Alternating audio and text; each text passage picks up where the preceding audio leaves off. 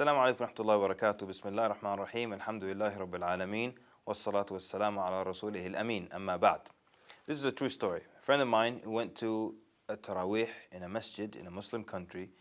And when he came out of the prayer, he said, Wallahi, I didn't know if I should laugh or I should cry. I said, what's going on? He said the Imam would begin the salah. Waladdaleen. Everyone says Ameen. He said the Imam said, Noon. Allahu Akbar. Then the second rak'ah. وَلَلضَّالِّينَ آمين وَالْقَلَمِ وَمَا يَسْطُرُونَ Allahu Akbar. He said, and the people were the happiest bunch of musallin I've ever seen leave a masjid. He said, everyone was so happy. MashaAllah, what a wise Imam, what hikmah, what intelligence that Allah gave this man to make the salah so short. And he said, I was so saddened because night prayer, by its nature, is long. And the early Muslims, they used to have nice and long prayers. One of the early Muslims, his name is Khalid ibn Durayk. He said, we had an imam that used to finish reciting the entire Mus'haf every 3 days. This is their local imam. Every 3 days. What it takes us 30 days to achieve, he would do it in every 3 days in Ramadan. Then he says he got sick. And they got a new imam that would complete in every 4 days. And he said the people, the congregation were like a little uncomfortable or upset because they said, khaffaf, and he made the prayer short. Now, if Khalid ibn Durayk rahimahullah ever visits that masjid, I don't know what he would say. So they saw that as short. Another for the early Muslims, he said that كان القارئ يقرأ بالمئين, يعني he would recite in the hundreds حتى كنا نعتمد على العصي, that we would have to lean on our sticks in the salah. Like we'd have like canes, everyone would lean on their cane because it was so long. And they enjoyed it, there was nothing wrong with that. Others said, one of the early Muslims, he was also praying at night and his feet hurt him. So with his stick, he kind of like tapped himself on the leg.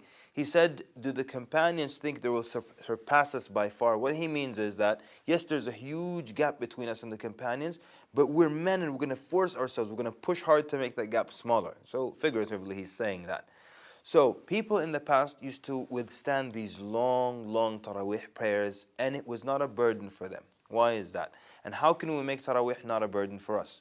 You've probably already noticed that there's some nights in Ramadan where the Taraweeh is so short and you're like, I wish it was longer, or sometimes you're so enjoying the recitation that you wish the Imam would not go down for the rak'ah. When he goes down for the rak'ah, you're like, oh man.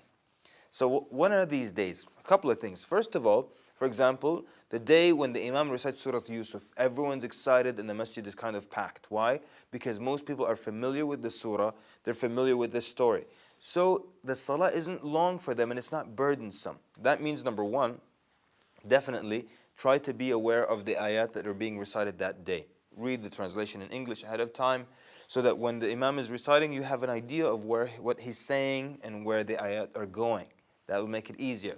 You've probably also noticed the day when you don't eat an incredibly tremendous amount for iftar, the Taraweeh isn't that long. You eat a lot and it becomes a very sensitive issue. Even the way you place your hands, you have to just lightly put them on your belly because any pressure may cause disruption, right? And I remember one time we went to a buffet and we ate so much. Then we went to Maghrib prayer. And the Imam was like, قُلْ هُوَ اللَّهُ أَحَدٌ. I was like, oh, it's going to be long, man. Why? Because you're full. So you take it easy with the food. You know the ayat in advance that the Imam is going to recite. And try to the best of your ability to focus as much as possible. It makes it easier. You know, some people just come with the intention of getting bored out of their mind in Taraweeh.